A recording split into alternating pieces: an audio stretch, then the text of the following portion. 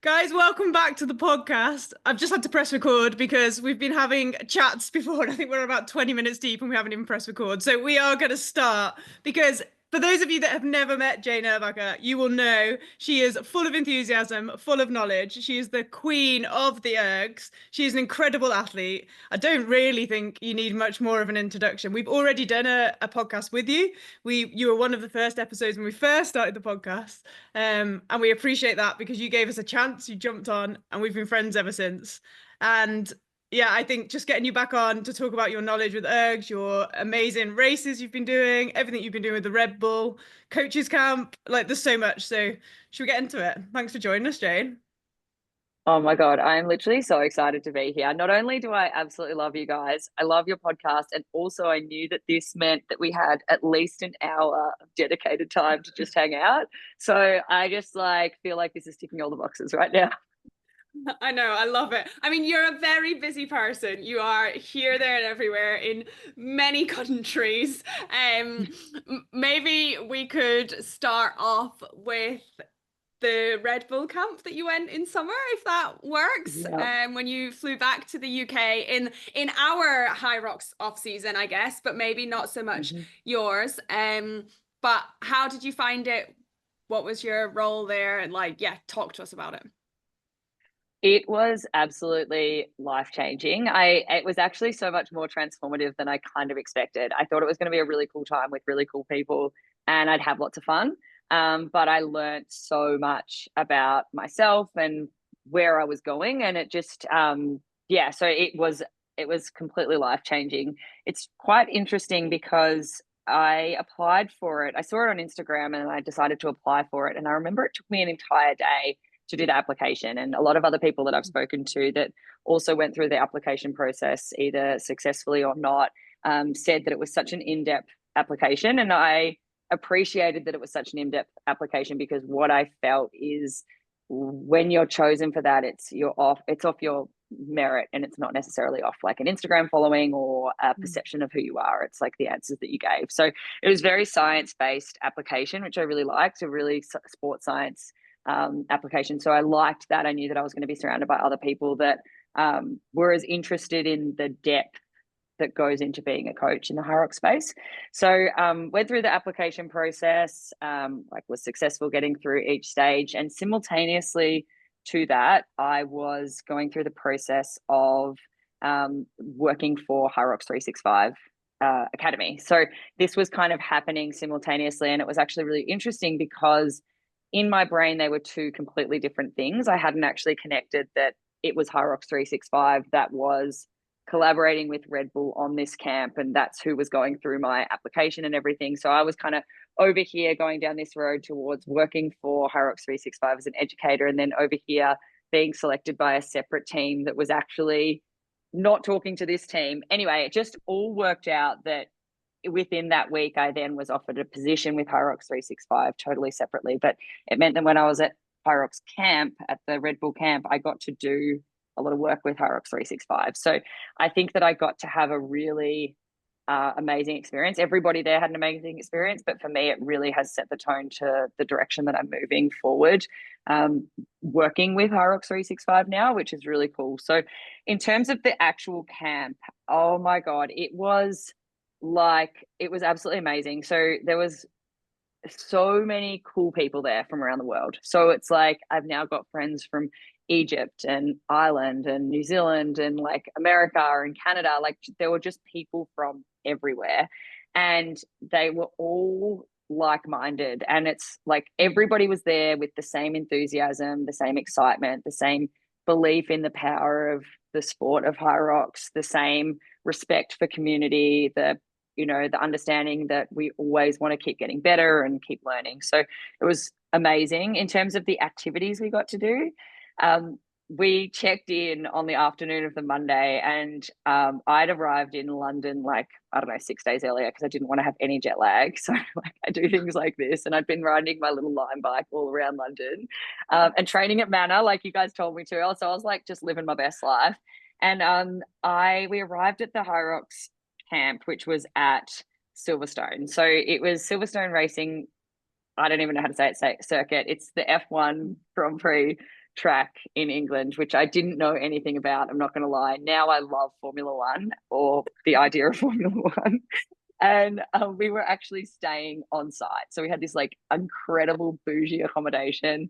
But within 1 hour, I was doing a fitness test. So we arrived, and then they're like, "You're booked in for 3 p.m." And I was like, "Wait, what?" And part of the camp was we were basically kind of guinea pigs for this really awesome group called Output Sports, who are making it accessible for everyday athletes to track their progress. So, like vertical leap, like power, like with all these different mechanisms to track things. And so what I had to do that afternoon was retest everything that I had to test before leaving Australia to see the effect of training, travel on training.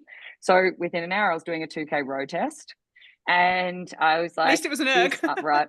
Right. I know. I was fully like, I was standing there and I was like, "Thank you, universe. I don't know what I've done to deserve this." Whereas everybody else was like, and I was like, "I got this. This is my wheelhouse. Like, I'm just so ready." So I well and truly got hooked on Red Bull that week as well. And now I drink it all the time. It worked. But yeah, so drank a Red Bull, then went and tested my 2K, and then all the different other things. But it was actually a really great way for us all to just get to know each other straight away. Like, it's like when you're in that kind of position of suffering. So connected really well with everybody. And then the next day was like a full day of learning. So it was like in the morning, we had keynote speakers that were the real kind of shtick, like the background messaging of that whole first day was anything is possible.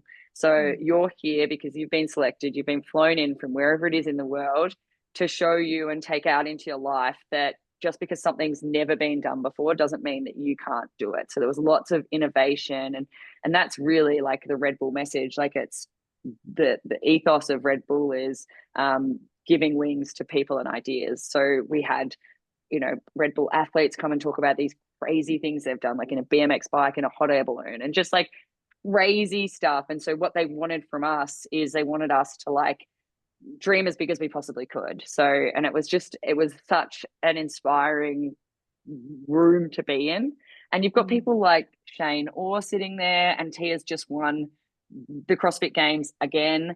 Like, it's just like there were just some like epic humans there. I was sitting next to Zara Pigiani, who, like, you guys know, and she's an Elite 15 racer, and just some really amazing people. And so that was just a very, very, very cool experience. And then that afternoon, we got to do a really awesome workout in a custom built Hyrox performance center at Oracle Racing, so the home of Red Bull Racing. So we were literally in a room with all of the former F1 cars like surrounding us, and they built the evening before an entire Hyrox gym. And it was just crazy. And like, there were so many moments that I just looked around and I was like, this can't be real. Like, you can't have done this stuff for us. Like, this is this here all the time? Yeah. And so then like different things we got to do. Like the next day we had a really incredible education session on social media. So I learned a lot about how to storytell from the Red Bull content team. And then we got to do this crazy pit race. And this was a brainchild of Jake Dearden, who's one of the Elite 15 and a Red Bull athlete. A year ago, apparently, he was like, "Wouldn't it be cool if we did an obstacle race kind of Hyrox vibe thing at Silverstone?"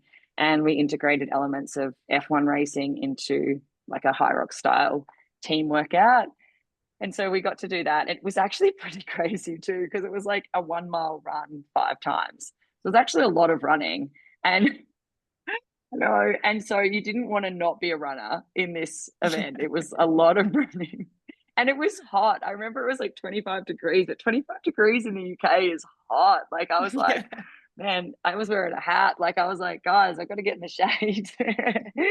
um, and then I got to go in like a rally car. And then it was really cool because kind of within that time, I got to do some work for the Hyrox 365 team. So building out the content for the level 2 education, which is coming out soon. And so we got to film a lot of that at Red Bull as well. So it was like really cool kind of overlap of everything that was going on. So I decided then to do a little pop-up workshop on the Thursday. So we did a pop-up Erg Army, which was really cool. So all in all, it was like I would do it again in 1 second. I would recommend every single person go through the application process and do it. Like it's opened so many doors for me from a attitude shift that I felt. So like it gave me confidence to have been selected. It gave me new perspectives, the education I was given.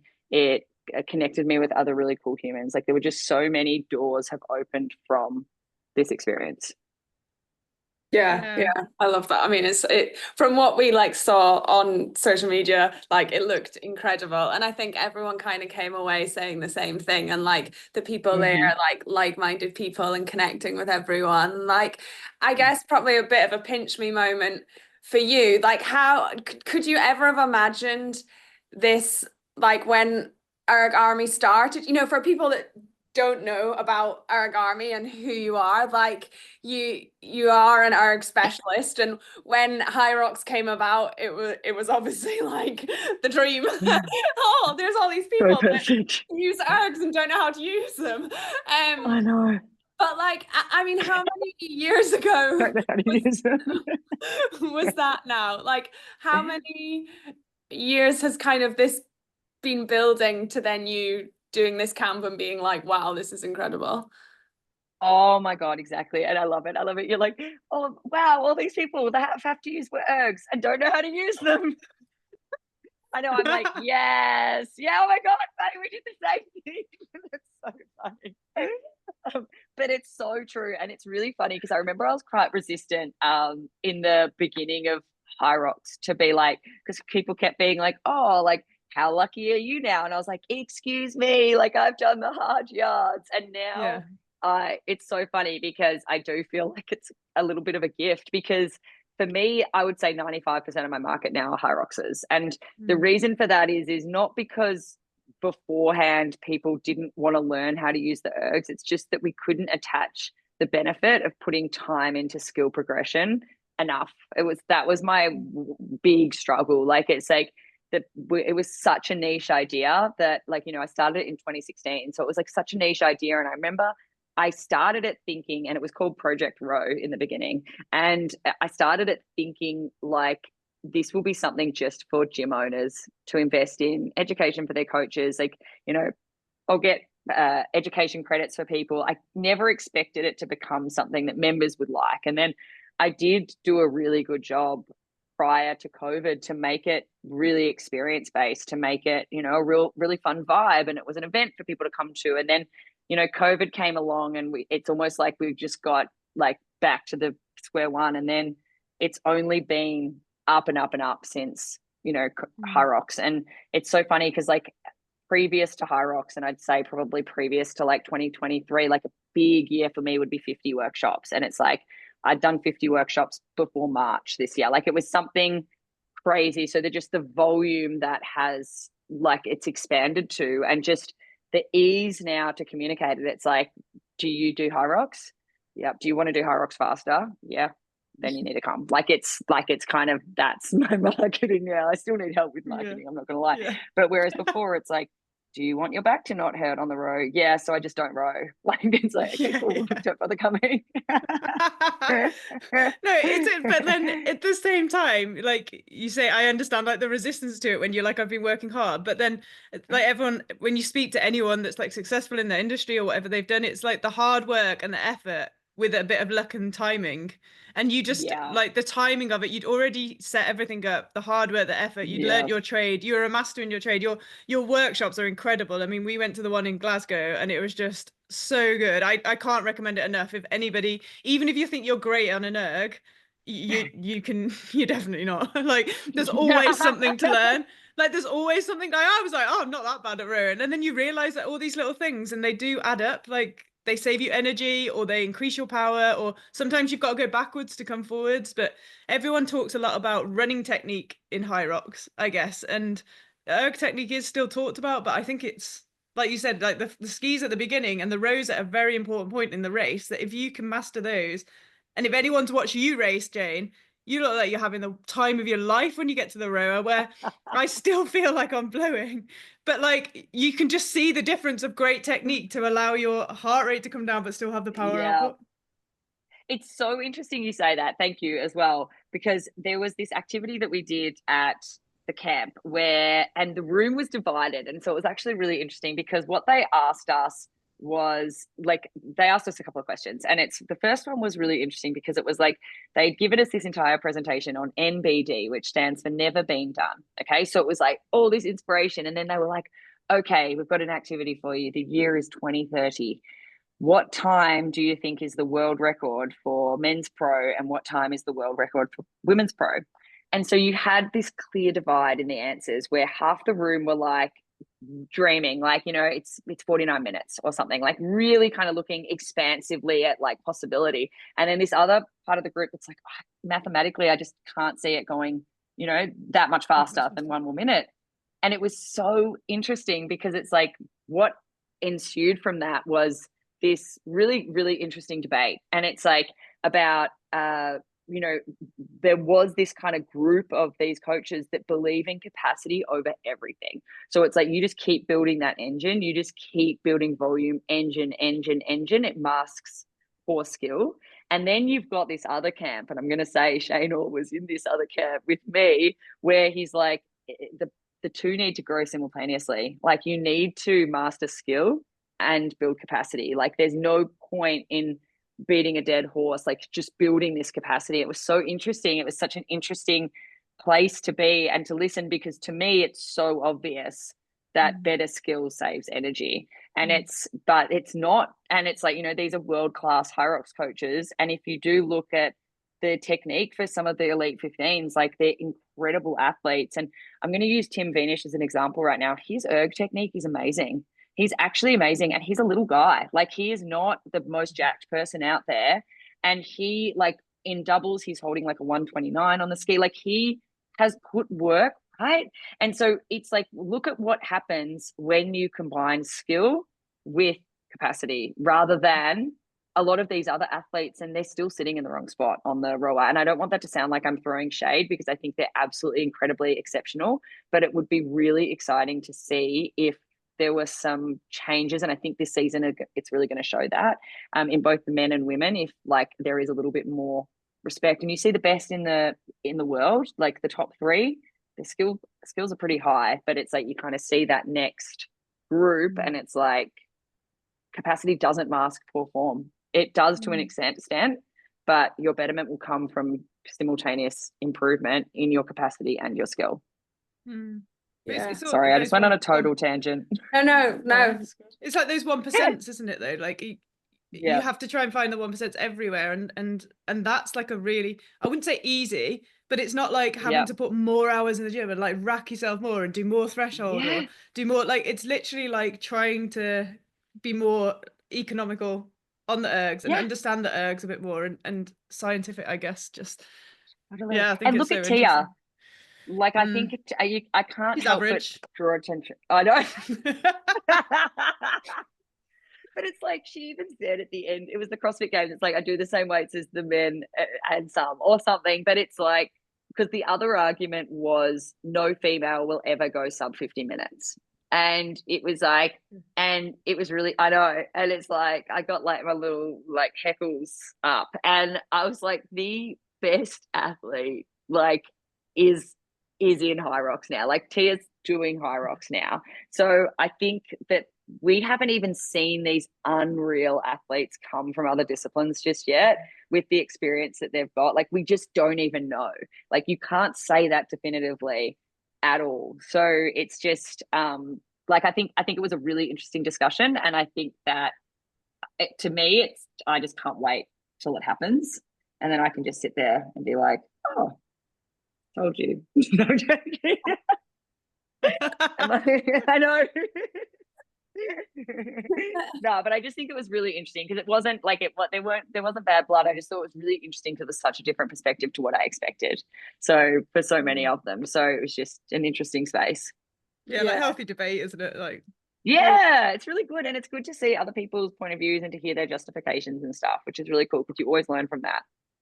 Yeah, absolutely. So as a female athlete, if there was someone listening now, like we do, our previous episode with Jane talks a lot about the rowing and the damper setting. So we won't fully dive into that, as like we will try and like do a range of topics in this episode. But if there was a female athlete listening who knows that they could like improve because they've hit a bit of a plateau, like let's use a great time of a woman's pro and they're about 70 minutes, but they want to get that sub 70. Like how could they, except coming to one of your workshops, watching all of your social media, do you have a few tips for the ski and the row that they could take away? I know that's a hard question because like there's so much to say, but I love it. I absolutely love it. Jane Okay, is so waiting. She's like, it's not hard. I'm ready. I'm ready. I'm ready. I was also laughing because I remembered last time, as soon as we started talking about the damper setting, it was like we just got into such a rabbit hole with damper setting. I think one of the really difficult things, so if I could make my workshops, I'm still thinking about it, right? I would love my workshops to be female only. I love coaching females, and there are differences in our bodies, and I know that you had Dr. Stacey on, and I loved listening to that. But there are literal differences in our anatomy, as well as our physiology, that make training and racing a different experience. And so I love speaking to a female-bodied human.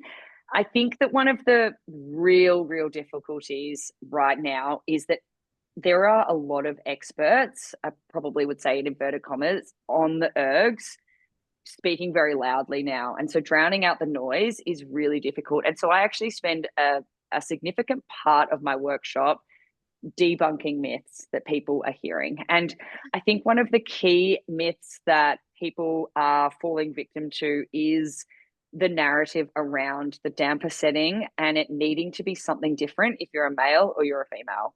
And it's like, so I think that kind of, I'm looking, so say I'm trying to break that 70-minute mark. I'm looking at every single detail throughout the entire race and seeing where the time can come off. And when I'm looking at that, I'm not just looking at the most obvious answer and like unstrapping your feet and not strapping your feet in. I'm looking at the layer of information that kind of exists just below the most obvious. And so what I'm doing with something like the Ski Erg, so I'm training under fatigue at all the different damper settings, and I'm seeing which yields the best result from a completely objective point of view, because the damper setting is an ego signal, mainly to ourselves, because in our brain, we're like, if I can do it at a 7, I've just worked that little bit harder than if I'd done it at a 6. And it just doesn't work like that. And explaining science is really difficult because sometimes we only believe it when we kind of experience it. But the damper setting just increases the rate of deceleration, which makes it feel heavier because it's slowing down sooner. And particularly with the Ski Erg, if the wheel slows down sooner, you're doing more strokes at the start of the race. And at the start of the race, everything is about harm minimization. How can I do what needs to be done here and get a good enough result without doing any damage that's going to affect me later in the race? And so the first thing I would say is train on a different damper setting and actually objectively write down, okay, this time it took me 4 minutes 20, okay, and it was at an RPE of 9. This time it took me 4 minutes 21 and it was at an RPE of 6. And it's like straight away you can go, awesome. If I'm at an RPE 6, I can potentially now increase the intensity slightly here if I want to, or I can make that next run my fastest run. And I prefer to speak to things as a coach rather than as an athlete, but sometimes like the lived experience of doing it is really effective. That second run for me is always my fastest. And if I was analyzing my own performance, I'd be like, you actually potentially are too chill on that Ski Erg, like, because I'm so concerned with not going overboard that I think, but if I could make up 10 seconds on that next run, the cost of making up 10 seconds on that run is so much less than making up 10 seconds on the Ski Erg. And so it's knowing that then I get into the sled push and my heart rate is lower, and then I'm coming out of the sled push and my heart rate is still lower. So it's just knowing that everything you're doing on the Ski Erg is to set you up for like improvement throughout the race. So I'd be teaching you to do a kilometer on a 1, do a kilometer on a 2, do a kilometer on a 3, and objectively go, wow, that actually felt so much easier. And I think a lot of people don't even bother to test that because they hear this noise, particularly from Instagram and TikTok, where it's like, I like it to be on a 7. And it's like, okay, awesome. Like, I'm good for you. Like, I don't know how that helps me. But what people are doing is they're going, well, you're really fast at Hyrox. Potentially you have a 6-pack. You look amazing and you're faster than me. I'm going to do what you're doing. And potentially that will work for me. And it's knowing that potentially they're training on a Ski Erg at their gym that's 100 years old. And so a 7 is actually covered in dust. So it's actually the equivalent of a 3 in your gym. And the reason I'm bringing that up is because so many people are creating precise and a precise definition of something on imprecise data. So what you want to do is learn the feel of the machine. Okay. When it feels lighter, I don't have to work as hard. Okay. Rather than going, it feels lighter, I'm not working hard enough. It's like, oh, awesome. Wait, maybe I can apply a little bit more force. My split comes down and I'm still not working very hard. Then I would be looking at, because you asked for 3 things. The second thing I'd actually be looking at is how can I set myself up to get to that rower and row at a pace that energetically is an active recovery intensity, but the outcome is actually a lot of power. And the way to do that, and it's a really boring answer, is to learn the positioning of the row, but also to spend time on it. A lot of people aren't actually spending that much time getting better at the row. They're spending a lot of time getting better at being strong and like fast on the rower, but it's like, how can they hold a 208 or a 206 average for an entire 1,000 meters and still need only 1 breath per stroke, or still bring their heart rate down to 155? Like, I know that my running heart rate is 185 at Hyrox, and it's like, I feel like I'm going to die. And then I get to the row and I get off it, it's like 145. Again, I'm too chill. Like, it's like I'm like, I was even like, oh God, I better actually go now, because I was trying to look chill as well. I was like, this is good for business if I can look like I'm having an amazing time. But it turns out I actually slowed down to the point of like basically having a little holiday. So, but I would be teaching people, like, rowing is a game of getting in the right position. And it's like the sled, right? It's like when you're in the right position, you don't have to work as hard. You can create leverage. And the row is exactly the same. And so it's like, if you can build the right angles, you actually don't work as hard. And then if you lower the damper down, you've only got to work for 30% of the movement. And then the wheel does the rest of the work for you. So it's kind of looking at ways to do less work. And it's so fun because in my previous life, like before Hyrox was a thing, when I'd say to people, oh, efficiency means you don't have to work as hard, they're like, but don't I go to the gym to work hard?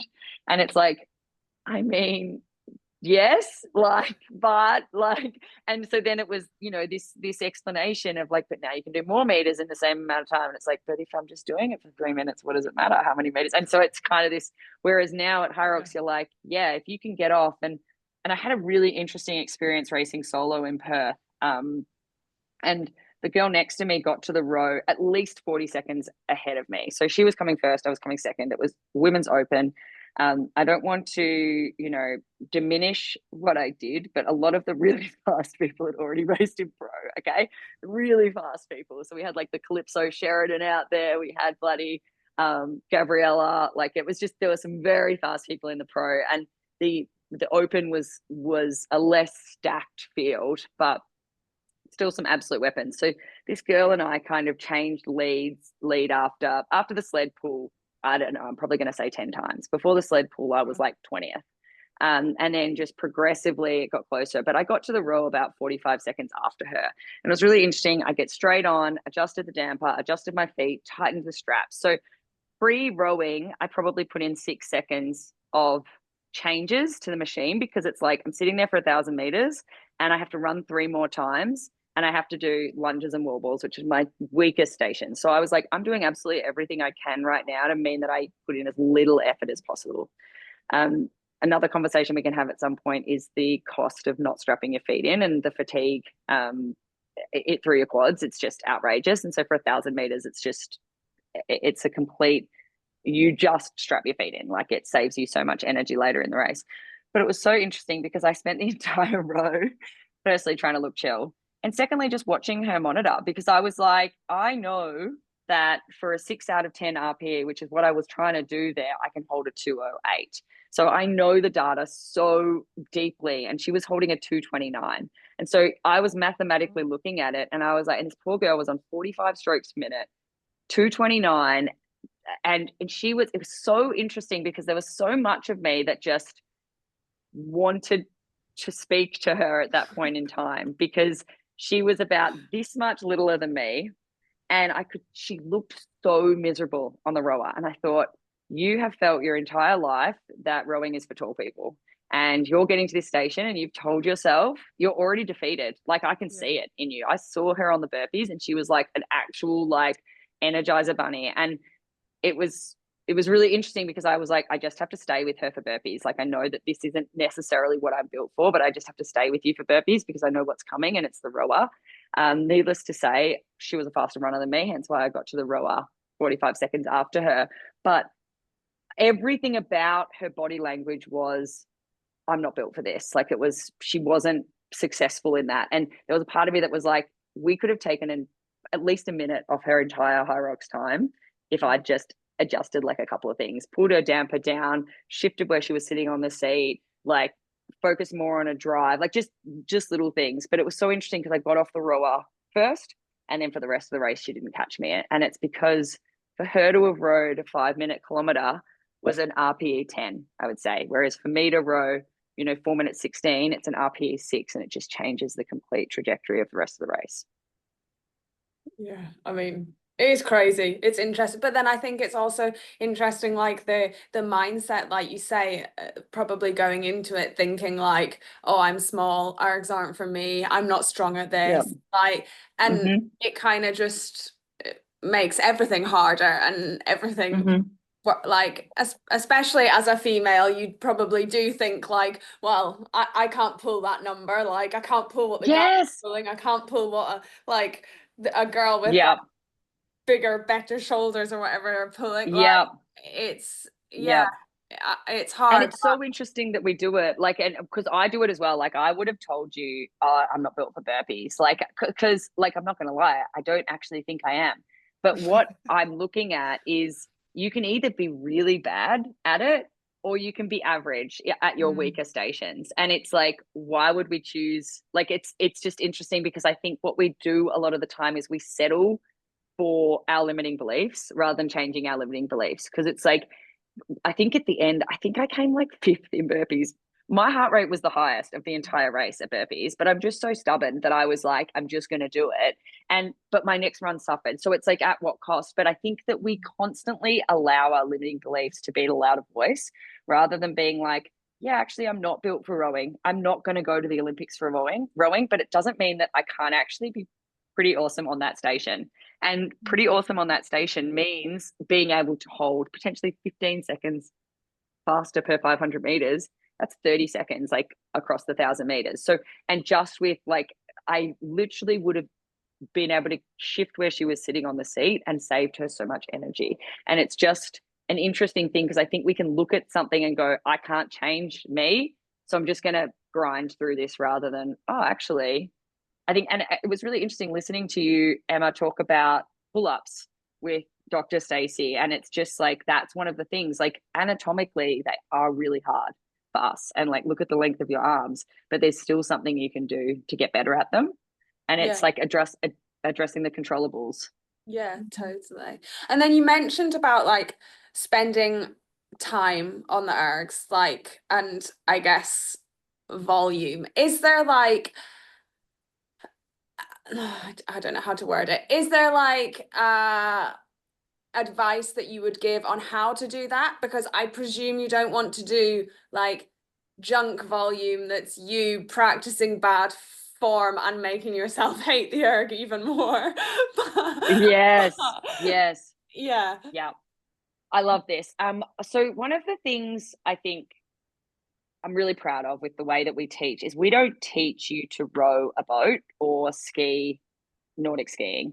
We teach you to move in the path of least resistance in a way that's biomechanically the best for your body. So it's like, like, you know, the way that we squat, the way that we deadlift, the way that we press. So there's just this understanding that if you can follow the path of least resistance, you're upholding the laws of physics.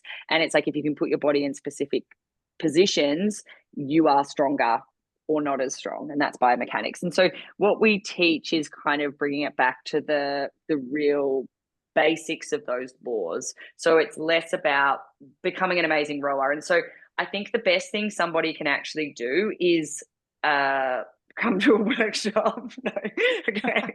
No, the best thing somebody can actually do is spend a little bit of time thinking about what position does my body need to be in to deadlift. And it's like, there is some really good content out there, but if you can start to position yourself in the right position, you actually don't need to do a crazy amount of volume when it comes to the ergs. But we also want to look at it. It's like the ergs do make up 25% of the stations, and they are potentially the two stations that you spend the most amount of time on. And so it's like what a lot of people think about is, at what cost can I take time off the ergs? And they believe the cost is too great for the benefit that they get. And so they then just struggle through. And the key element that I really like to coach people on is, it's like, you might only take 5 seconds off, but you might take off 30 from your heart rate.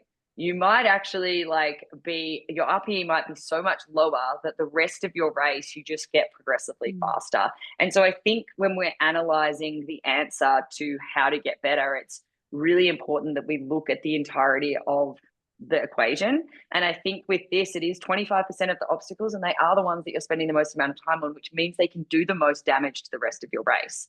And so rather than looking at what cost is improvement, it's what benefit is reduced energy. And so when we're adding volume on it, one of the things that I would coach you on is adding volume at race pace. So you just start to normalize it. So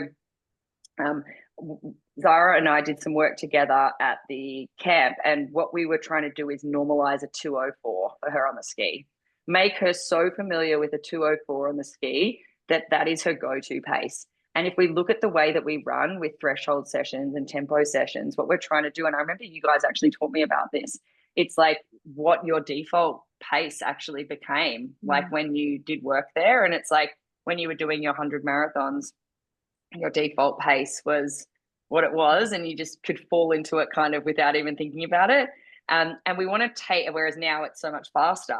And it's like, we want to, he was laughing, but like, and now we want to do the same thing for the ergs. So it's like, at what point does 204 just become so normal to Zara that it becomes this almost comfort zone for her? She knows when to breathe at a 204. She knows how many strokes per minute. She knows the slowing force of the flywheel, just everything. So she gets to the race, and 204 isn't a number she's fighting for. So when we look at volume, I think there's a school of thought that says more is better. But I'm definitely not of that school of thought. I'm about building comfort in the pace that you need to hold, so that pace becomes less energy, metabolically expensive. So because I think that's kind of the key part of the equation for the ergs, right? It's like, how can they cost less? And so would you structure it so, like, obviously you don't want to do like, well, maybe you do, like 3 sessions a week all at 204 if we take Zara for an example, or would you structure it a bit more like we do with running, I guess, and like you do a slower day, you do a bit more of a high intensity, you do a threshold session, or you do a couple where you're like focusing on 204 and then maybe you push it at the end? Like, would you mix it up at all? Or, and then I guess Zara's racing doubles as well, so she's not going to want to hold a 204 for doubles, or like she's going to try and go faster there. So how does she train? Yes, like, it's both so as well? interesting. And it's like, so I don't program for Zara at all, like, but I gave advice on the ergs and like skill acquisition and understanding pacing. And so her coach has integrated that into her programming now. But if it was somebody that I was programming for, we would spend a month doing exactly what you just said, where it's like there's 3 sessions a week, they're erg focused, there's a tempo session, there's a threshold session, and there's a longer session. And it's like, it's actually looking at what works for running and spending time. And I'm a big believer in skill acquisition into skill maintenance. So the idea is that you would spend a month kind of focused on specific obstacles. I always call them obstacles stations. I believe they're obstacles, and then like just kind of get in the way, and it's like get over and get them out of the way. Yeah, get over them and get them done. Imagining everyone climbing over all the obstacles, but it's like I think that like and like I'm an erg person, right? So I am gonna bring this from the lens of like being better at ergs makes you better at life, but just understand my bias, right? So everyone's going to be like writing and being like, Erg lady said, just know my bias is towards ergs with everything that I say. So that is exactly how I would program it. And so it's like, but making 204. So I would be programming a tempo session where across the whole session, including like warm up and cool down, the average pace is a 204. So there's potentially times where it's going to be faster, times where it's going to be slightly slower, but we're looking at that average. And then that 204, the idea, and the reason we've got 204 is because she can hold a 206 right now, but there's other people in the elite 15s that are holding a 204. And I'm like, there's no reason she can't do that. She's one of the most exceptional athletes out there. She's amazing. And her technique on literally everything is so good. Like she just moves so well. So I think it's just creating that ability to withstand the work it takes to be at that pace. And so, yeah, your threshold sessions are longer, shorter, time blocks based around that pace. And so and I think that it's quite interesting to me that not many Hyrox coaches actually do that with the ergs, because I mean we talked about it right before we pressed record about how you were forced onto the ergs and you got so good at them, and it's like that's how it works, right? And so a lot of people, and I know that before I started teaching the ergs, I thought if I just absolutely hammered and sprinted on the ergs heaps, I'd be good across longer distances. And it doesn't work like that. It's like if I just go into 100 meters, I'm not getting better at a K of running. So that is exactly how I'd structure it. But what I'm generally doing for most people, because a big part of my programming and job is to convince people that they even need to do this. And so it's less because there's that noise out there where it's like, people aren't really understanding the importance of how to do this well. But the volume that you can add on the ergs, whether it's, warming up for 10 minutes on there and cooling down for 10 minutes with really good form, like is going to change everything for you. And it's only going to make your capacity greater for everything else in the race as well. Yeah. And like for anyone that's had an injury, like obviously like I had a foot injury, so I stopped running and I used the ergs. Like it's a really great way to like, I actually for the first time didn't feel like I was missing out that much because I was like, well, I'm still smashing it on the ergs. And then I felt myself getting better. So I felt this like, yeah, like almost like pride because I was like, oh, I am like improving instead of just going, oh, I'm not running. But I was kind of following the run program that we usually do, but I just kind of adapted it for the ergs. And I guess that's why I'm quite interested because I was like, the science behind the running is how to get better at that pace, improve your pace, improve your like overall capacity. It works for the ergs as well. I guess it's just hard to split both because like sometimes I'll always probably prefer to go on the rower than go on the ski. And sometimes it's making yourself go on the ski or go on the rower, like everyone's got their preferences, haven't they? Absolutely. And it's really interesting because Zara's programming for me right now. So Zara's my coach now. I know, I'm so excited. I've got a coach, guys. And she has a session each week that is sleds and ergs. And it's like, it's my favorite session. I like actually love it as well. And she's probably listening, but like, I'm really happy because the paces she set for me on the ergs are like, they're fine. Like I'm happy days, but the pace she sets for me running, I swear I have not been able to walk around today since doing a threshold session of her running this morning. I think she thinks I'm better than what I am. And like, she's like, this should be a 7 out of 10 up here. And I was dead on the ground. Like I was like, that was an 11. But like I sent it to her and she's like, but you did it. Like, thumbs up. You're each other's hype girl, aren't you? She's like, you're making me do 204. I'm going to make you do. Exactly. I know. So yeah, and I think now that whole threshold running thing has been a massive gap in my own training. So I'm excited to see how it goes. I just never want to do another one of those sessions. I still don't fully grasp the idea of how that's supposed to be a 7 or an 8 out of 10 yet, but hopefully my body knows and it's just not me. You're like, is there a damper setting for this track? Right? That's Like, what it felt like. I was on a nothing 10. Yeah. Yes. Yeah.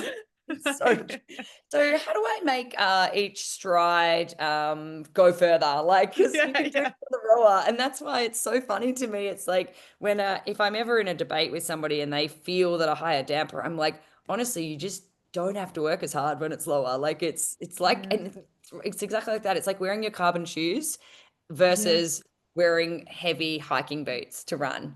Like that's it. Oh man, carbon shoes. I could do a whole episode on how much I love my shoes. Did you get that on? Did you get that Got the on ons. cloud boots? Yeah, I've and got them Perth now was, as well. they're I'm so like, good, right? yeah, I love them. They're so Oh, good. they should be illegal. They are literally so good. Like I wore them in Perth for the first time to race in. I'd never worn them to race in. I'd just done a few track sessions in them.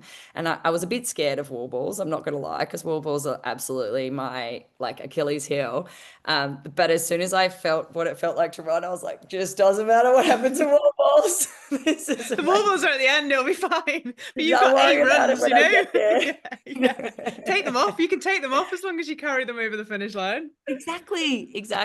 I know. But yeah, it is interesting because when I do talk to people and it's like they have invested in a carbon shoe and it's like, and I'm like, okay, this is awesome. I know exactly how to give you the carbon shoe feeling on the Ergs now. And it's, Cool yeah, analogy. actually, I should put that on a poster. Yeah. And then I'm going to ask probably like more of a personal question, but in the hope that maybe someone listening might be feeling the same. Like, is it the same thing when you're like rowing, skiing?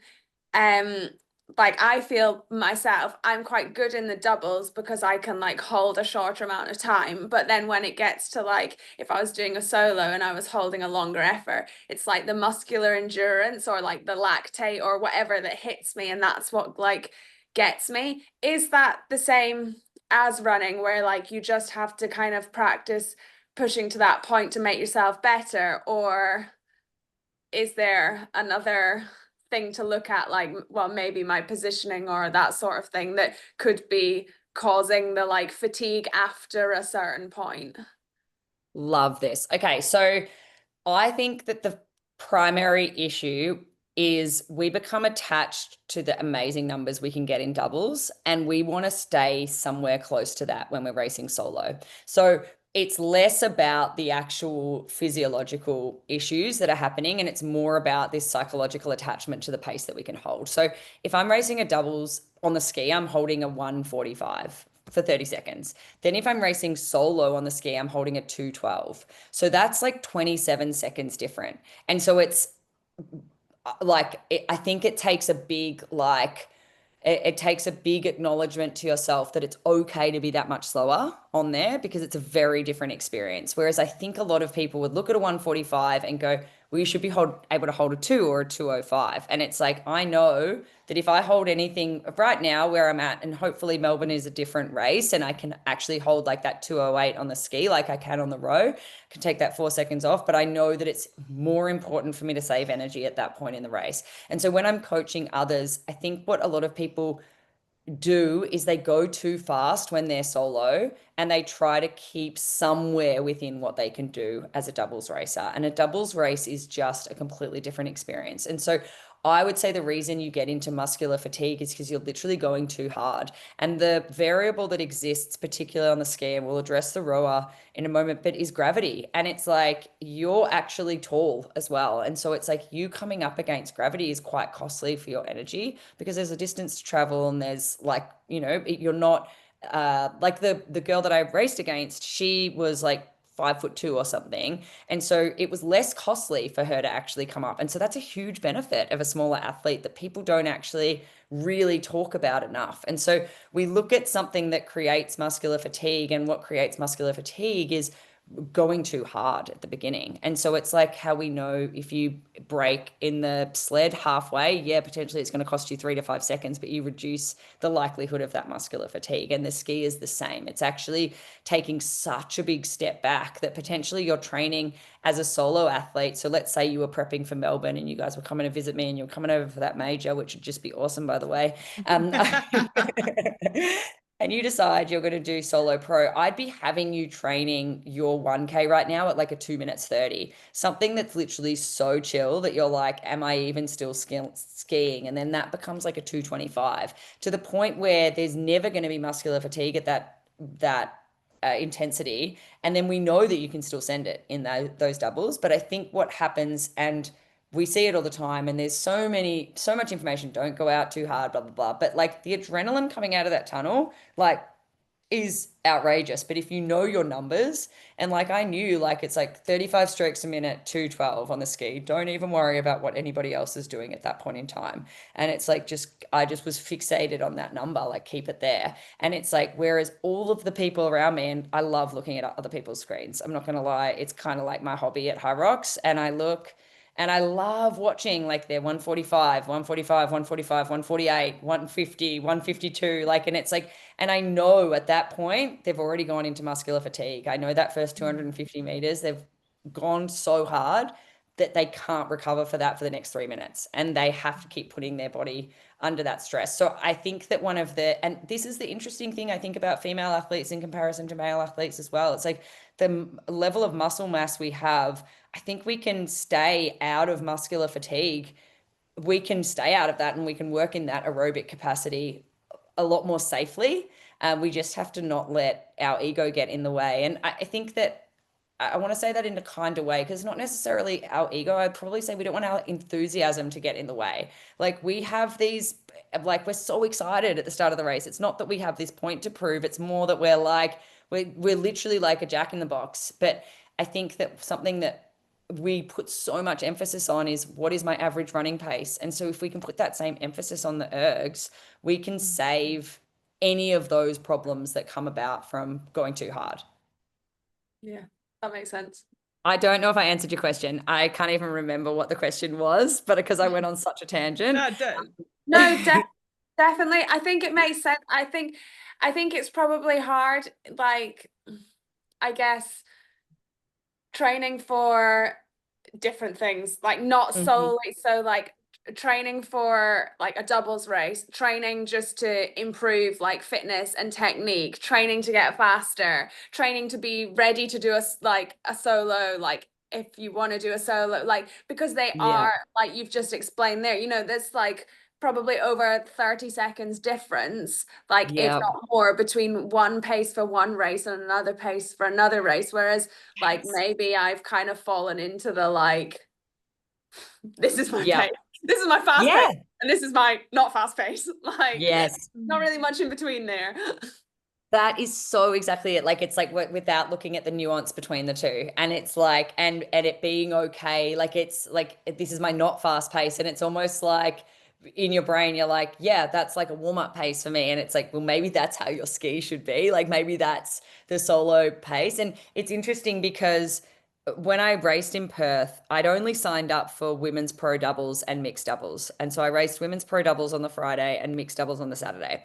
And the lady that I raced with on Friday, oh my God, she's a machine, like an absolute machine. Like she's my Fitspo. She's 44. She's got 4 rescue chihuahuas. I just love her. She's just like amazing. And she did not have a good race. Like, and I felt so bad for her. She had chest pain. She is like, every single day of the week, she is a better athlete than me. She's a faster runner. She's stronger. Like, and I love racing with people faster than me. That's like a huge goal I have, is to race with people faster than me. Like I raced with Charlotte in Paris, and like it levels me up to be dragged around a course. And so I specifically asked Belinda to race with me, and the poor thing, like it just wasn't her day. And it's like, we have that. And so our race strategy changed from the very beginning. Like there was a lot more like dependence on me, which is not what I'd planned on. I was like ready to be the ultimate hype human. I was just ready to be like, go, you get it, you got this. And then it became, it completely, the tables turned. And so we got to the end, we did a 105. She was really disappointed because she just felt really bad. And we ended up coming second in the age group, and she raced again the next day with another friend and came third in the age group. So this woman is like an actual machine. But I kind of finished that race and I was like, oh, I felt like I just had a bit more to give. And so the next day I raced mixed doubles, and again, we came second in age group. And I kind of just felt like it was those carbon shoes, right? I just had a little bit more to give. And so after presentation, I like went up and I was like, are there any spots still available in the open women tomorrow? And they're like, yeah, there's one in the first heat. Do you want to do that? And I'm like, yep. So signed up. And then I went home and I was like, what did you just do? Like, what actually just happened? Like, you have not been training for a solo at all. Because just like you said, it's like I've been training to move better and get stronger. Like, I've been putting a lot of emphasis this year on building base strength, getting better at squats, getting better at presses, like the real foundation, fundamental things. Just get better at those things, get better at the stations, and become a better runner for doubles, because I really like racing doubles. So there was had no game plan. I had no real, what can I do? And so when I went in there with the idea of 212, I was like, I can hold this pace. Because the gym that I train at, Revel, we do 4-minute efforts really often on the ergs. And it's like, it's just kind of ingrained. I know exactly what I can do on repeat.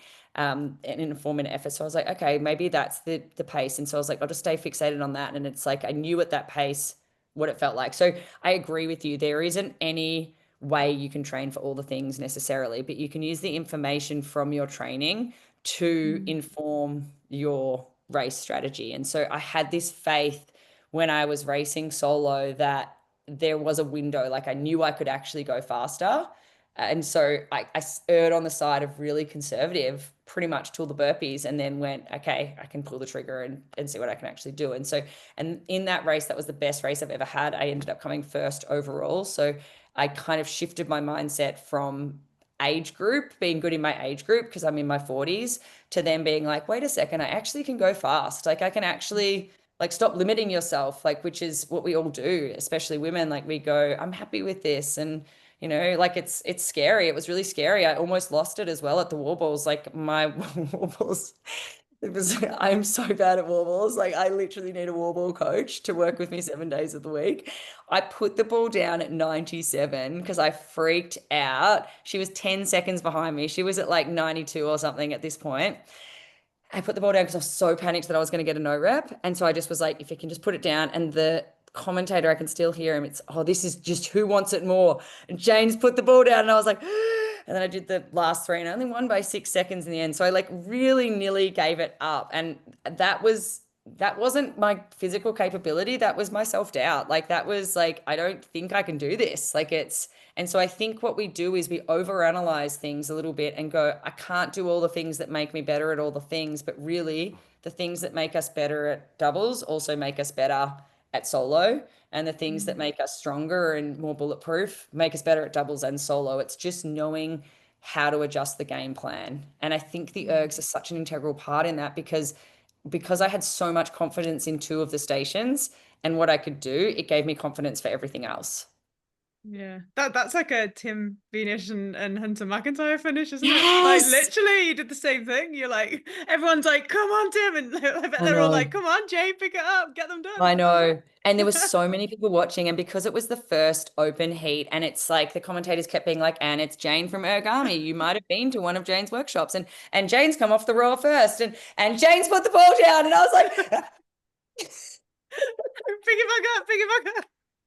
And I'm not an athlete, like as in like I love that you describe me as an athlete, but I've never withstood pressure as an athlete. Like I think about like Joanna Wettrick, and it's like she was an amazing netballer and an amazing tennis player. Like she on race day is so cool. Like she just deals with pressure so well. Like it's so incredible. Like that mindset she has is elite. Like it's elite. I do not have that mindset. Like it's like this could be a massive overshare, but I literally go to the toilet like 6 times right before racing. I was in the disabled toilet before every race with my legs up the wall because I thought I was having a panic attack. I was like, why are you doing this to yourself again? Like you are completely crazy. I know, and I carry a towel around. I don't know if you guys saw that in any of the content. I have seen that now. But yeah, that's become now my new thing. I tuck it into my pants, and it's a security blanket. Like it's literally, I do get sweaty, right? And it does help me, but I think I literally carry it around like, you're going to be okay. You've got your towel.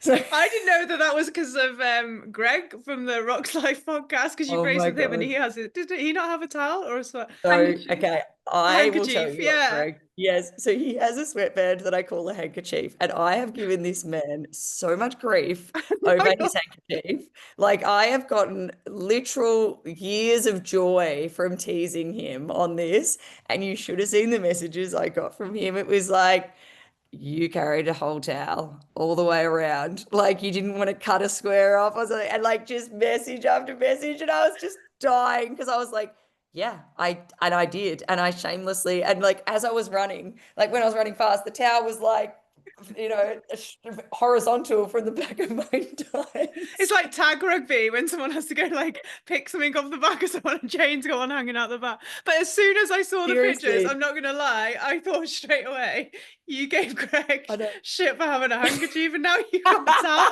That was what came to my mind. As soon as I saw this picture, I was like, I bet you he's got in touch about that. Oh my God. That's so funny. Much. He is so funny. He is absolutely, but yeah, I thought the exact same thing.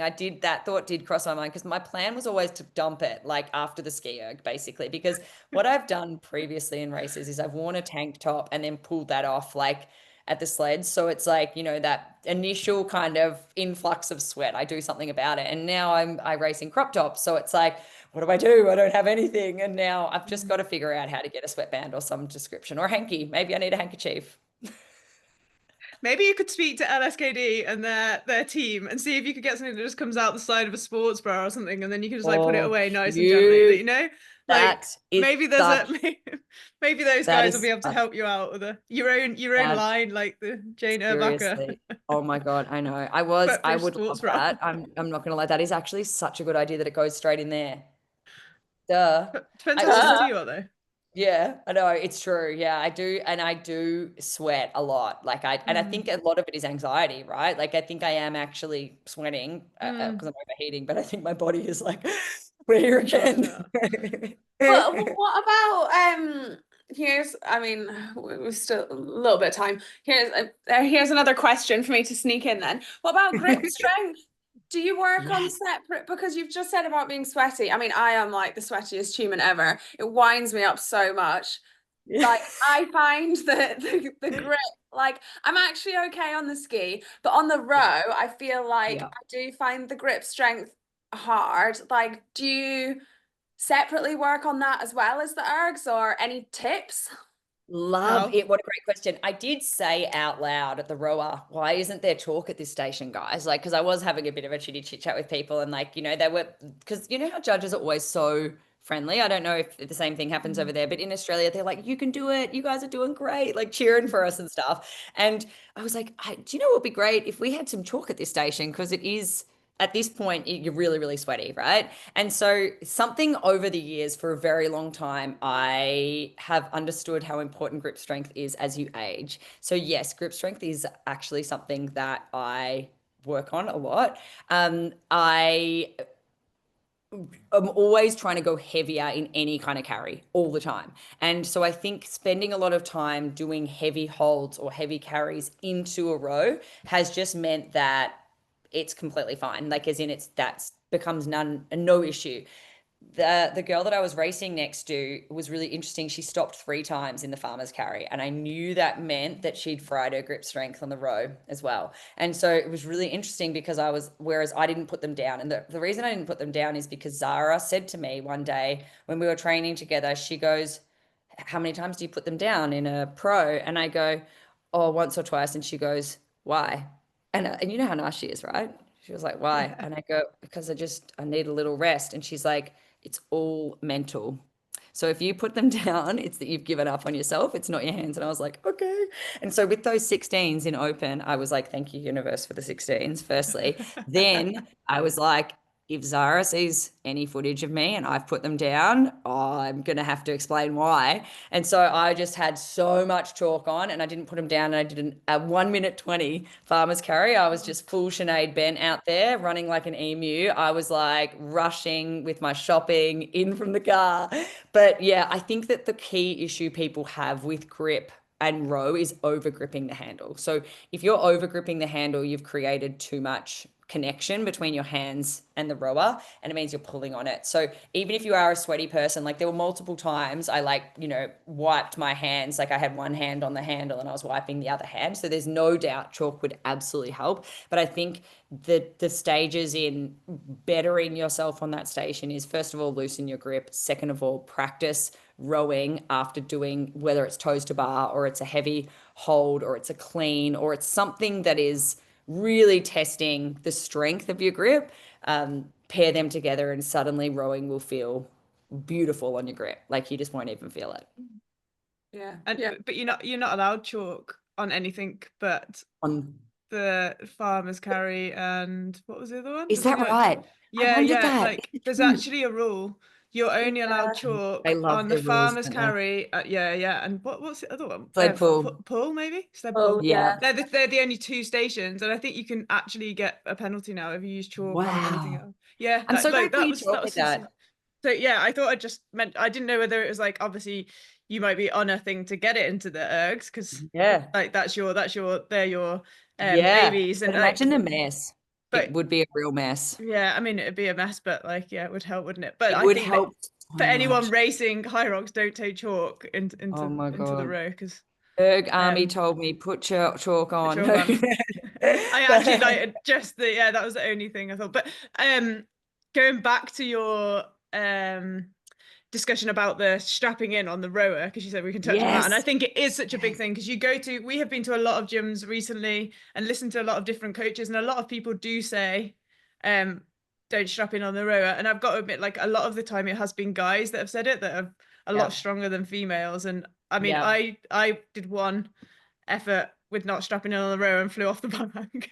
So I can tell you for free, I would definitely be strapping in on the rower, even got caught on camera. But yeah, could you talk a bit about that? And like people are probably wondering like what's the benefit and if it blows you, like you said, it blows your legs up.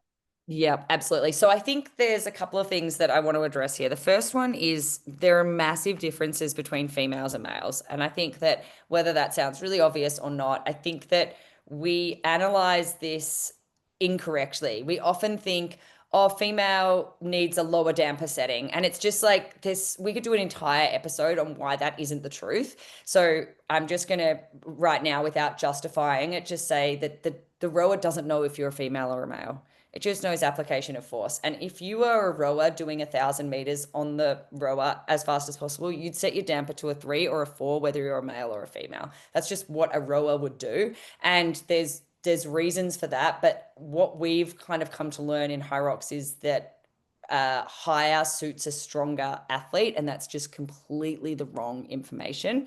Higher feels heavier, so we've associated that with greater resistance, and a stronger athlete moves more load when it comes to a fixed resistance machine, but the ergs are different. So I would say your damper being on a 3 or a 4, whether you're a male or a female, will yield the best result when you come to the ergs. In terms of the differences between males and females and how that kind of coaching impacts is a male will generally on the ergs, and it is interesting to me because what you will find if you look at world records, there's about a 15-second difference between men and women across 500 meters. So whether it's 1,000-meter world record, it's about 30 seconds faster for a male to a female. A 500-meter world record, it's about 15 seconds faster for a male to a female. So if you look at that, then potentially if they wanted to make it a very even playing field, women would be doing 750 meters and men would be doing 1,000 meters. I'm really happy that we're not, right? Because I feel like I want to do 1,000 meters. I don't want to do less distance than men. But in terms of total time of the race, the cost of us doing that greater duration on the erg, when you think about it, a fast female versus a fast male on the erg at Hyrox is probably 30 seconds longer. So we're doing a whole minute more on these two stations, which are really energy expensive. So when we look at the entirety of the race, the key difference between men and women on their results is actually the cost of the row and the ski and the impact of that cost on the rest of the race. So it's not that women are weaker, we're not slower, we're not any of these things. Ergs just respond more to a more powerful human. So, side note, this female just hit 1,000 watts the other day on the roll, which is absolutely outrageously fast. I think it's a 109 average pace, so it's actually crazy. So anyway, things are changing, and I know, Emma, but like she wasn't a Hyrox, unfortunately. She was actually a rower, but it's still very, very fast and very amazing. But in coming back to that question, I think what happens for a lot of men is their size will mask poor quality movement for a lot longer than a female's. And so what happens for us is our limit with poor form is a lot less than the limit for a man with poor form. So what we can't do is compare what works for that human to what works for this human. That is the first thing. The other thing to understand is if I was just looking at a male whose size is masking poor form, I'd be looking at what they're capable of for their size rather than them in comparison to somebody else that potentially isn't built as well for the ergs. The next thing I want to address is the foot strap thing. So one thing that people do all the time, and this came about with the rise in CrossFit, is they looked at these shortcuts they could take to save time, save energy. And so you see this kind of really random stuff come up, and no rower has ever gone, how about I don't strap my feet in? Like there's a reason that they like you tighten the straps, and the reason you do is because A, it keeps you on the seat, and B, it means that you have an external resource stabilizing you in the finish rather than you stabilizing you. And so if every single stroke, and let's just say for mathematical sake, you're doing 30 strokes a minute and you're there for 4 minutes, if 30 times 4, which is 120, for 120 reps, your hip flexors are what's stabilizing you and holding you on the seat and your feet in, that's only going to cost you in the rest of the race. That's 120 reps of like hip flexor shortening. And so it's like the cost of that does not impact you. And it's like a hangover. It doesn't impact you till the walking lunges. And you get to the walking lunges, and I can promise you the 3 seconds it would have taken you to tighten your straps, and then the 3 seconds it would have taken you to loosen your straps is at least one extra break you take on the lunges, which you're just going to have to do because your hip flexors are fried. And so I think what people do is they look at the individual elements that can save time rather than the impact of saving time on those elements on everything else. So I think that Joanna Wettrick is a really interesting athlete to analyze here because Joanna actually changes her foot height on the rower as well. She takes that time to do it, and her rowing is magnificent out there. And one of the key things for Joanna is how can every single station save her energy so she can run. She's just an unreal runner. And so you'll see all of her movement standards across every single station to be really energy efficient. And so she's trying to use minimal effort on absolutely everything. And I think that something I've noticed in this off season is how much work Sinead Bent has been doing on her rowing. And it's like, she's the same kind of athlete in that she's such a good runner that if she can figure out how to use less energy on the rower, it maximizes her performance on the run. And so this whole idea of not strapping in, whether it's for doubles or it's for singles, is only going to cost you. It's just going to become another issue. It's just another hole in the bucket that actually creates more deterioration through the rest of the race. So what I try to teach people is, instead of doing the obvious shortcut, look at it and go, okay, well, tightening my straps, yep, that takes 3 seconds. How can I potentially take less than 3 seconds for that? Or how can I start the rows so fast that I then go, 6 seconds faster per 500 meters for, 15 seconds rather than not strapping my feet in. So it probably is one of those cues I hear people give, and I just go, oh no, like, please, like, that level of misinformation, it just makes things so hard, because instead of somebody starting here and then just getting better, it's like they end up starting here with this misinformation, because then when they become attached to it and they go, but I saw this guy, he told me to do it. And it's like, oh yeah, was this guy like 6'5", like, jacked and like, works in the industry and trains 6 hours a day? Like, or was he, a 5'8" female who's new to all of this. And the reason I say that is not because this guy is going to necessarily be better, but because he will get away with it for longer, but it will still cost him as well. It's just he'll get away with it, and he won't realize till the lunges, and he'll think the issue is the lunges rather than what he did at the row. Yeah. And I think like in Hyrox, it is that. I mean, you said it over and over again, and a lot of people say it with like start the race steady, that it is the impact later down the line. So you might think, oh, you got away with it in the row, but you don't recognize that due to something in the row, it is actually contributed to something down at the lunges. But you just go, oh, I don't know why I keep cramping up in lunges, which actually, if you look at every part of your race, might actually come down to something you're doing in the row that's making you cramp up like down the line in the lunges. And exactly, and it's like taking each component, but like taking each component but also putting the race together as one instead of just looking at the row as the row. Like exactly, and it's expanding your analysis from local to like the global view of it all. And it's like and everything is a result of what you've done previously, whether it's in your training, what you have or haven't done, or in the race, what you have or haven't done. And it's like that's one of the key elements to analyzing how to race faster. So rather than just being like, oh yeah, my lunges, I really struggle at the lunges because my legs are completely blown up. Awesome. Let's look at why your legs are blown up. Because on any other day, like for most people who are racing pro, a 20-kilo sandbag is going to actually be okay. But it's like you put 7 kilometers running, but also, and then rowing with your hip flexors completely blown up. Like, I don't want to do all those lunges after my hip flexors feel, we've all felt that feeling of our hip flexors being dead and our quads being dead. And then imagine having to do those lunges. Like, it's torture. Yeah. Or like you said about the grip, and then you go to the farmer's carry, but you've blown your grip up and you're like, oh, I can't lift 224s. But actually it's nothing to do with that. You've blown your grip up before, and now so it's a super interesting way to look at it. Exactly. Yeah. And I think that's why it's fun. Like, it's fun because I find the same with CrossFit programming for comps. It's like you need to look at like, how is this program, like how is what I'm being asked to do, where are they finding the gaps in my preparation?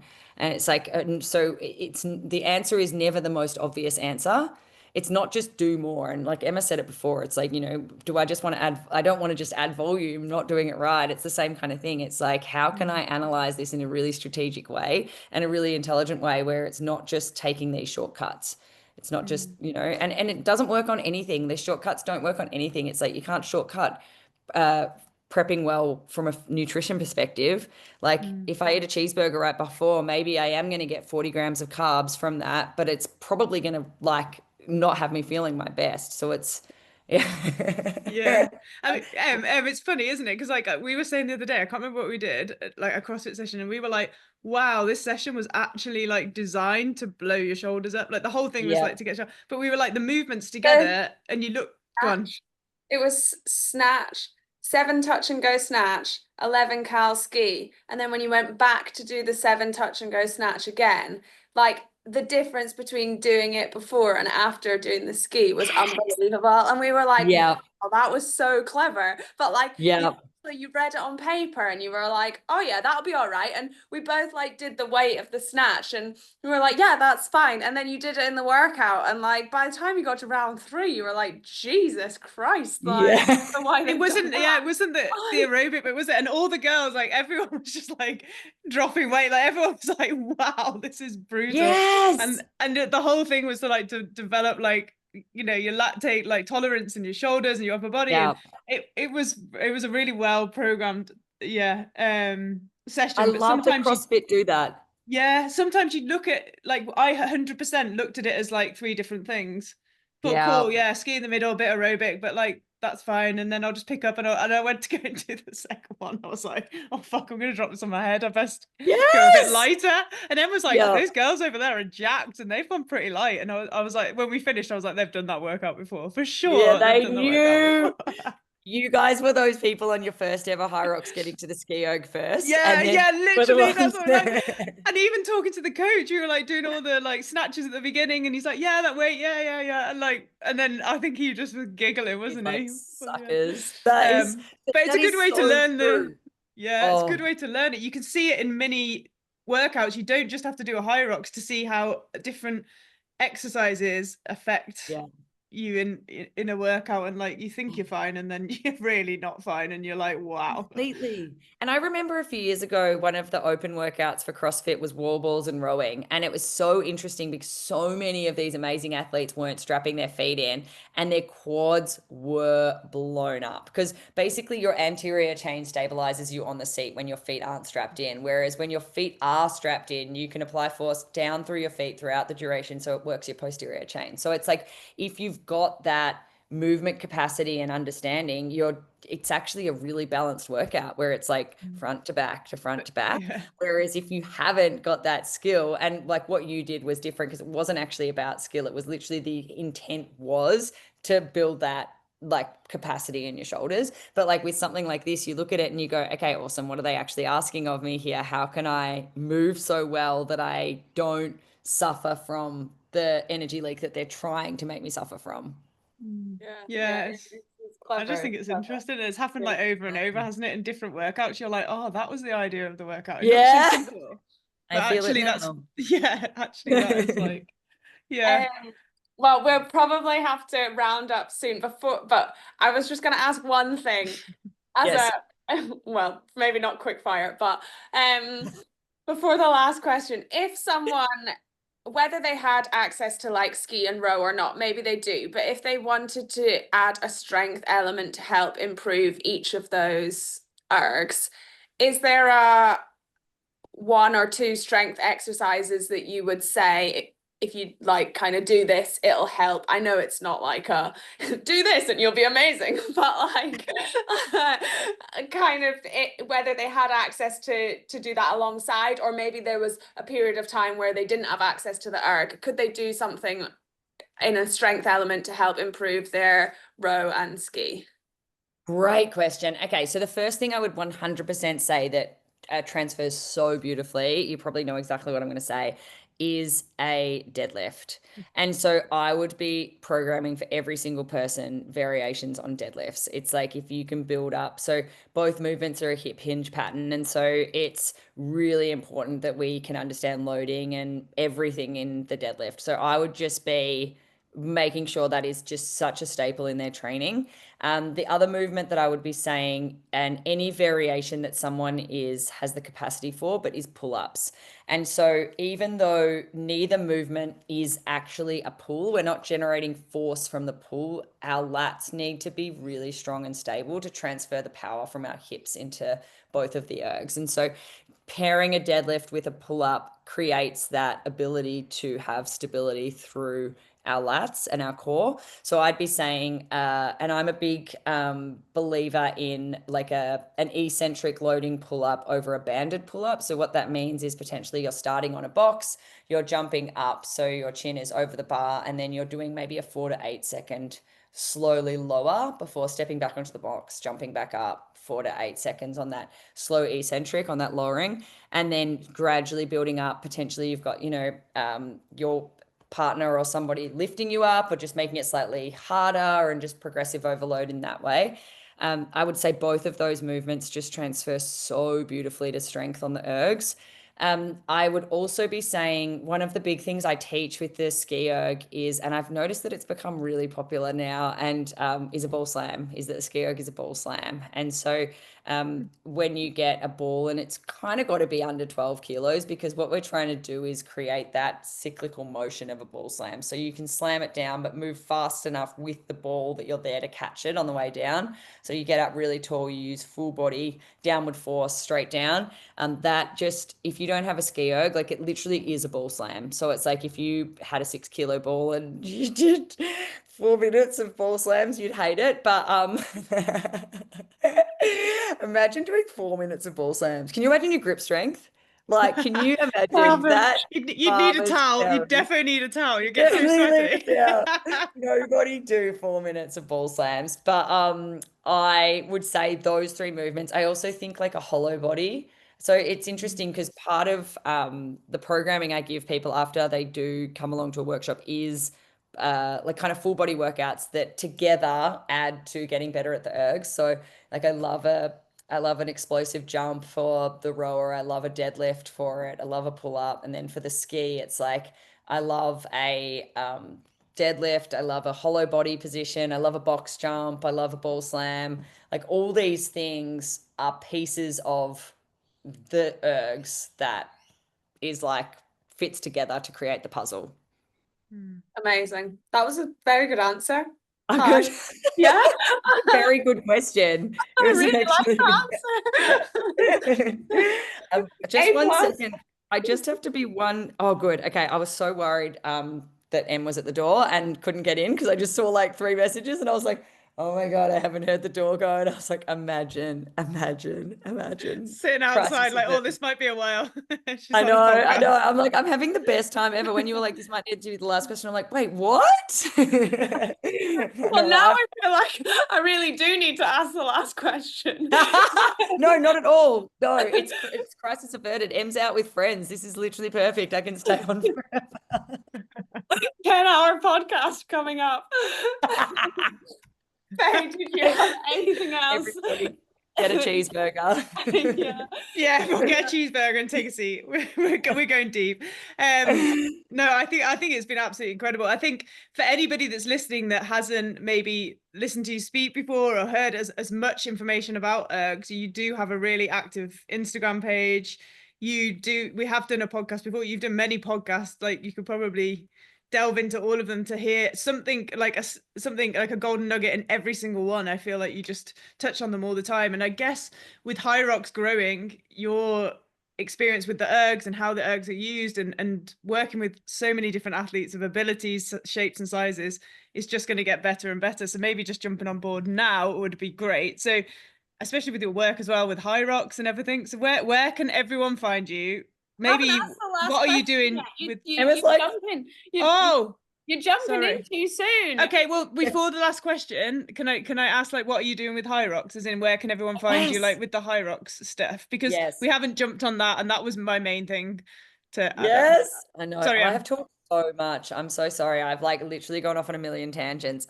So I am so excited. So like I see myself as an educator, right? And so I just love teaching people stuff. I just love when something I can teach somebody makes somebody's experience better. And so I'm really excited because basically Hyrox 365 reached out to me to and it took like months of like back and forward, just checking that I was the right person, but I'll be leading their education on the ergs moving forward, which is really cool. And I'm really excited that they are investing in specialists in each area. And so and then I don't know if I'm allowed to say it, but so I won't just in case. But then there's another really, really awesome coach that's doing the other stations. So the two of us together are a really good team, and I'm really excited. I'm also excited because I'm the first female that they've had on the education team.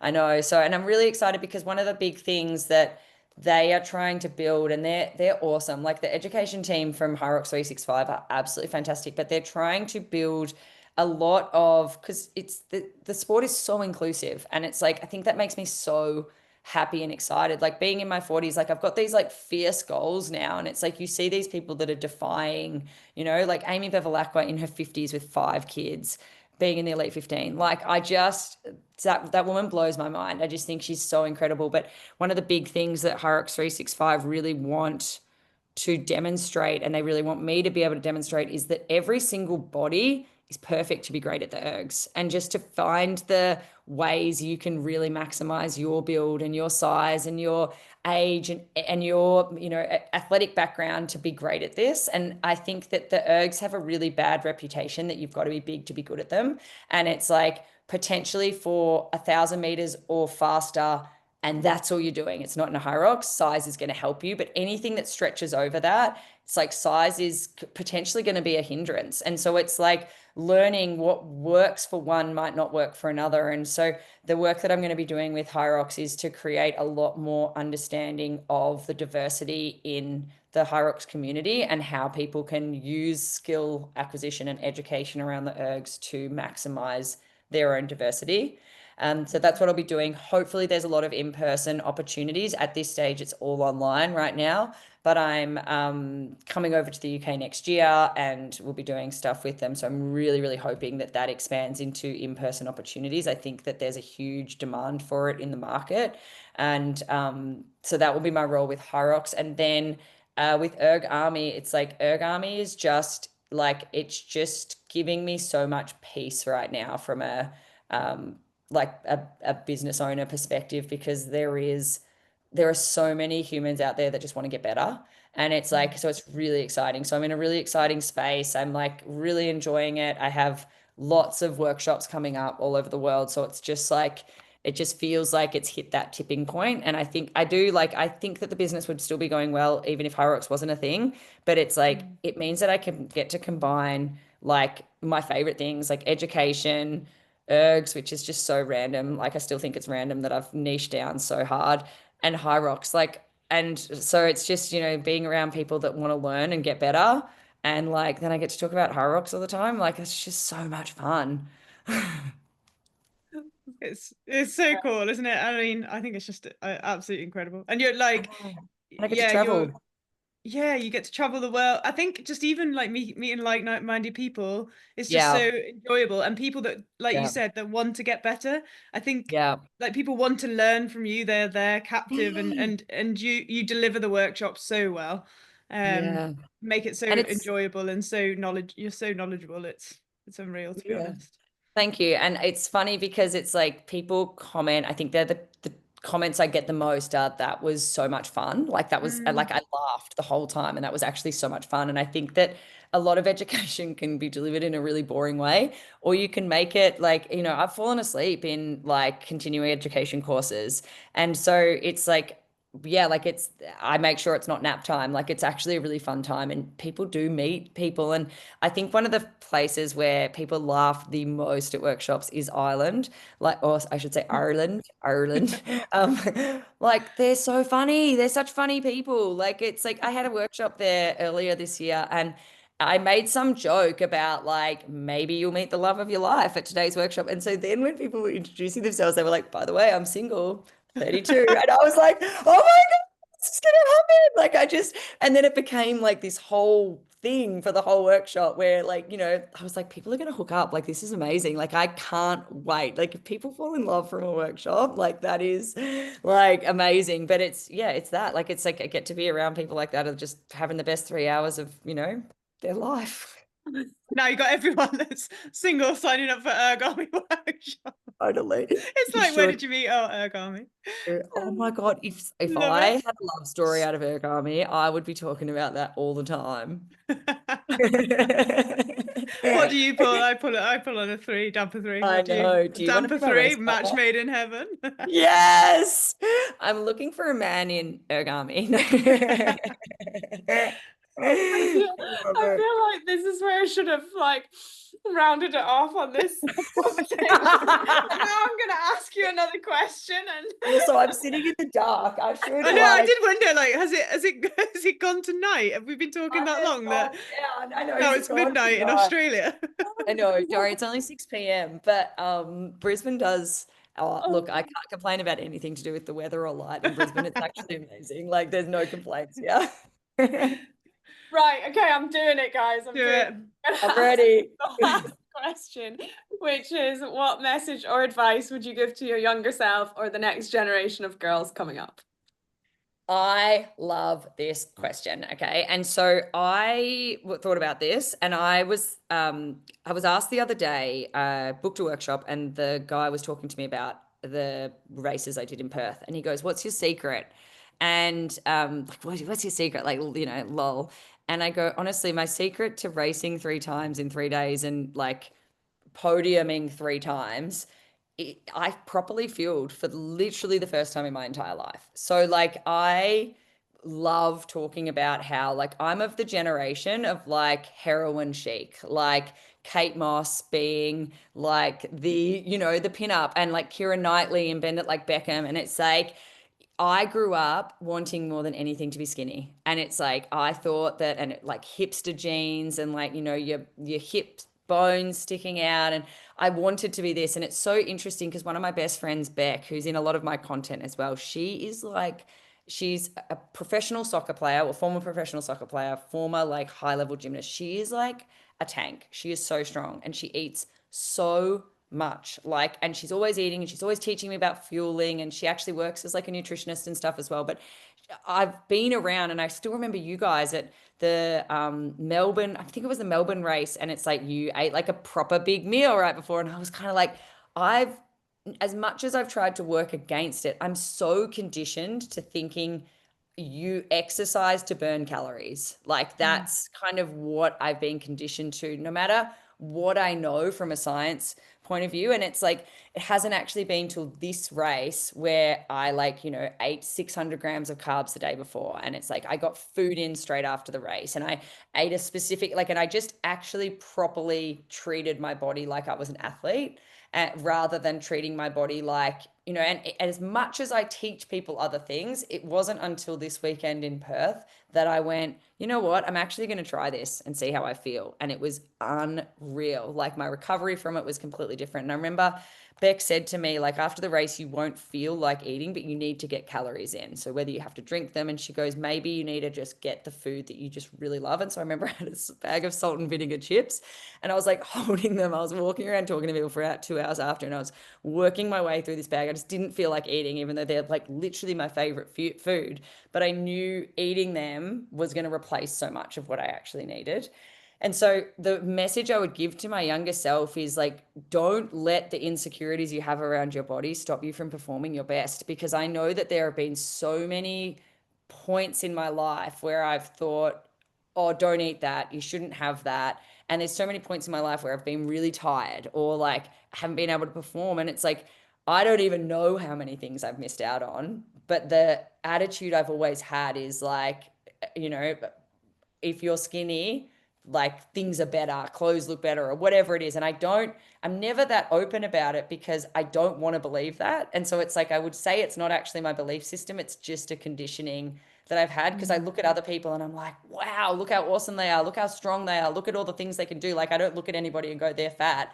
I never think that. But for some reason, I think I've always told myself, oh no, like, stop eating, you're full, or you don't need to have that. And it's actually been so much fun. I would probably say for the last month, seeing how much food I can actually eat and feel really good and perform really well, and actually train at a completely different intensity, like tap into a completely different intensity. And now I don't care what I look like. Like it's, like I always would be like pulling my shorts down, like embarrassed that my thighs are there. And then I found myself today walking around, my shorts gone up, and I was like, I feel like a tank. And I think it's because I literally have enough food in my body. And so it's something that I guess I had to experience the opposing feeling to understand that something that's dominated my life for such a long time actually wasn't necessarily the best way that I could do things. So the advice I would give to myself or a younger person is,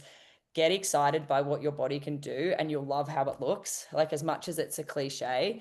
Because when your body does something that you're proud of, whether it's like a pull-up or it's like, holding a 2-minute average pace, you're like, I'm actually pretty badass. And you start to look at yourself in a completely different light. Whereas if we're trying to make ourselves smaller and more meek, then we don't care so much about what we can do, because our value isn't around that. So be proud of what you can do rather than how you look, and you'll start to feel proud of how you look simply because of what you can do. Yeah, 100%. I think it's such an important message. Like it's kind of one we've started to go down as well, and really try and like push and share. And I think the more people that do come on and open up, like you said, maybe you didn't want to believe it, like because that's not you as a person, but just sharing it and your experience and opening up, and then the positive that's come out of you, like you podiumed 3 times in one weekend at a race because you fueled properly and you recovered properly. It's like incredible. So to see like the results back up what you're saying is just like amazing. So I think so true. It's such an important message, and like thank you for sharing it with us and everyone. My pleasure. Yeah, I'm just such a believer in it now as well. Like it's so interesting because I I still remember in Melbourne being like, I'm pretty sure I raced on the Saturday, and then I was like, I better have a salad. Like, what planet is a salad going to help me race the next day with Chris Woolley? Like, it's like there's no planet that it's salad with double chicken. I'd have been on like the double hamburger. I was going with Chris Woolley and like all the pasta I could find and a bag of Haribo, anything I could do. You need rocket fuel to go with that, man. Yes, exactly. So it's like, imagine if I'd eaten 600 grams of carbs before racing with him. I would have been dragging him around.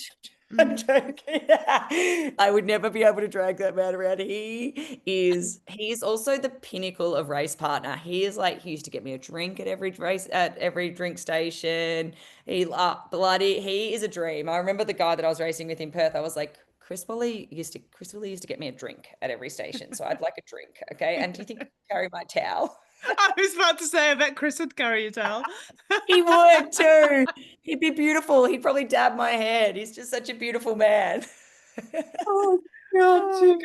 Okay, we're going back down. Em's gonna stop us now. I'm gonna stop us. Like, you're only allowed like a one-word answer, but when's your next race? Melbourne. Melbourne.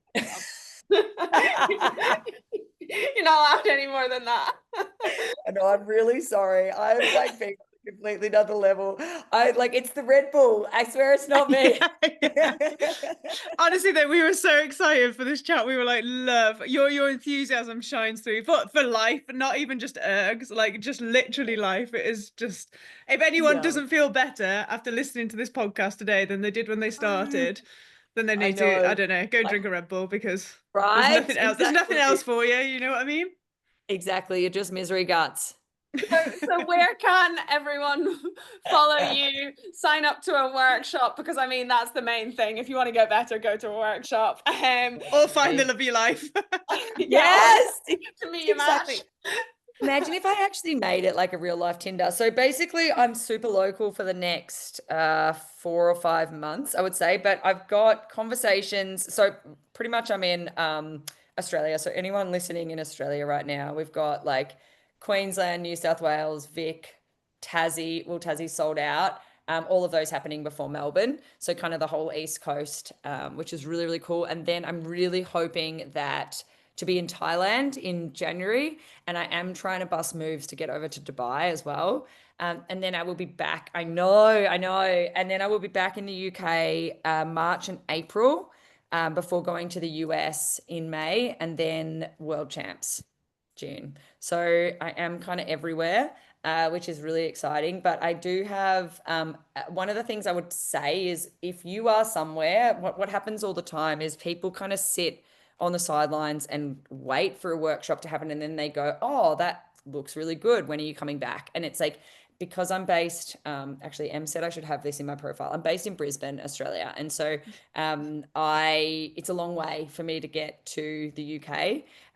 It's like, in fact, about 24 hours. So if you see a workshop come up and you're even just a little bit curious about if you could benefit from it, I can promise you'll benefit from it. So jump on when I'm coming rather than waiting till I leave, because people always slide into my DMs and they're like, please, when are you coming back? I have a friend that came, and I was like, it's a very long way for me to come back. It's a week of getting over jet lag at either end of the trip. So I can't do it too often. But if it's like, you work a lot with gym owners and people, like, because they obviously host your workshops, or you use their gyms to host. Yeah. Can they reach out to you to, like, yes, you know, like, should they, if they're thinking about it, reach out to you ahead of time, just so they can, like, maybe, you know, find out when you come into the UK and you can keep them in mind if it works, like, don't hold back and get in touch with you now? Is that something that people can do? Absolutely. One of my favorite things to get is inquiries on my website from gym owners. And so I absolutely love that. That's like my favorite, because one of the things I really love to be able to do is not just educate your coaches, but also educate your community. And so, like, I'm really proud of how I've created the product of Erg Army, because it's not just education. It's like a really fun event. It can actually be a revenue stream for a gym. Like, we have systems in place that actually create that. So it's a really cool opportunity. I do have a gym coming up, and they're a new gym, and so their primary objective in working with Erg Army was exposure. So to get exposure through my market, which is really cool. And so people kind of look at it in a bit more of like a holistic way. It's not just I want to learn about ergs. It's like I want to provide something amazing for my members. I want to upskill my coaches. I want to have a really cool opportunity for exposure. Like I just want to meet Jane. Yeah, I mean that was probably the main thing, to be honest. Yeah, but that's kind of the easiest thing to do. So if you're an end user, like it's easier for you to come to a workshop, whereas if you're a gym owner, definitely to reach out to me, and I can come straight to you. Yeah, can't recommend it enough as well. Like, yeah, thank you, that's really nice. And I was 100%. so happy when you guys came. I was like trying to not spend the entire workshop just talking to you guys, because I was like, we're hanging out. I was like, there's 30 other people in the room, but you guys are so much fun. I just want to hang out with you. No, I'm like really gutted we're not coming to Melbourne now. I know. I know. How can we make it happen? I feel like Dubai, like, I mean, Dubai's halfway. It's better than being in London. It's closer, right? but yeah. Well, thank you so much. I mean, thank you to everyone listening. I hope you had a long run, or like maybe you just ended up doing a second session, or you jumped on the ergs to listen. Still on the erg. Hopefully you're just practicing your technique now. You should have told people at the start, okay, your workout is 90 by 30 on the rower. So I apologize in advance. I tried my best, guys. I really did. But sometimes it's good. Sometimes I hate it when like podcasts or YouTube's like finish too early, because you're like, hang on, I haven't finished. I need a bit more. You might have a long car journey and you're like, it's over. So absolutely. I just drove. I drove from Melbourne to Brisbane. I needed a podcast like this. Yeah, exactly. That is it. We are hitting the button. Thank you, Jane. We will link everything in the show notes, and go and follow Erg Army and get all your pro erg tips. Yay! Thank you. Woo!